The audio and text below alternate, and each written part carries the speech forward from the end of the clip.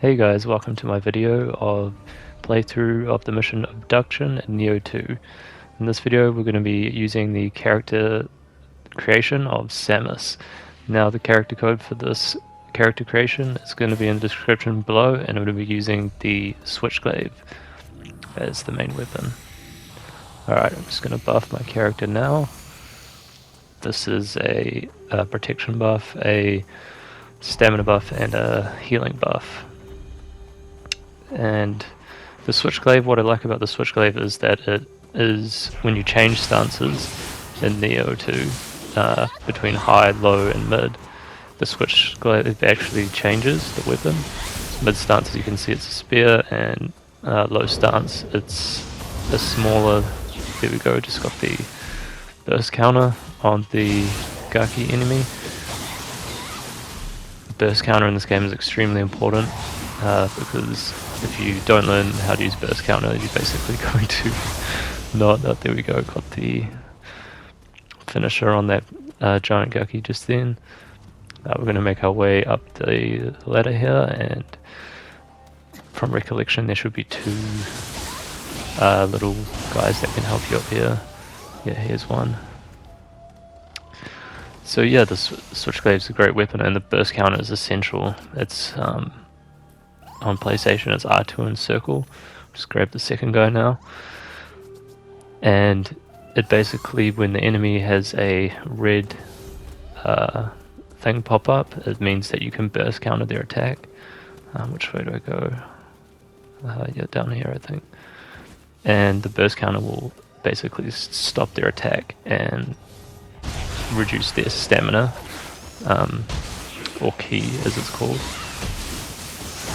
Kill these guys here, and it's always good to pick up all the items if you can, just running around. As you can see, I'm trying to burst counter this guy right now, got him. And the Switchglaive is a fantastic weapon, as you can see. Sometimes once the enemy's stamina or ki is broken, you can actually stagger them with every hit. Oh god, almost died just then. So yes, staggering is, you're basically free reign to just go nuts and attack them, as they will flinch every time you land to attack. It's very important to lock on as well to your enemies. So this being a Soulsborne game, you definitely need to lock on. Now in this area, this lantern will keep producing these flying yokai. Yokai in Japanese means demon, and this whole game is heavily influenced around the Japanese mythology and folklore of yokai, and it features a whole bunch of different yokai that are traditional yokai in the Japanese culture. And the period it's set in is feudal Japan, when your character is actually a yokai itself. But your character's a yokai that pretends to be human and has blue eyes, but can also change into like a more yokai demon-y form. Yokai stands, the translation is demon in Japanese. But you're a yokai that kills other yokai, if that makes sense. So some of the human characters put up with you. See, the areas are blocked off here, so I'm just killing these enemies before I can progress to the next area. And that's all of them, so now I can move on, open this door, and I believe in this mission this is the last area of enemies to verse, and it'll just spawn a bunch of enemies. So you can use different moves like that are obtainable by defeating yokais and grabbing their soul cores.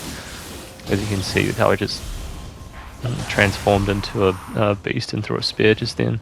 That's one of my soul cores I have equipped. These umbrella enemies can be extremely annoying if you don't get on top of them properly. So there we go, got that one. And these Gaki are sort of like the easy enemies in the game. They're very common. They can be annoying. They can actually transform into the bigger version of the Gaki that was there earlier. And now this enemy here is quite strong.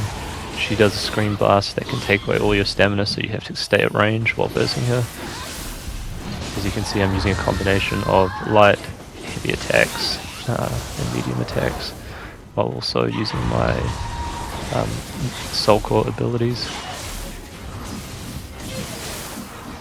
I haven't changed into full demon form. It's that little circle there up next to the health bar. It's not fully charged up yet, and when you do that, that's sort of like your ultimate move, and your stamina is the same as your health, and you do more damage, and you move faster. You have different moves yet.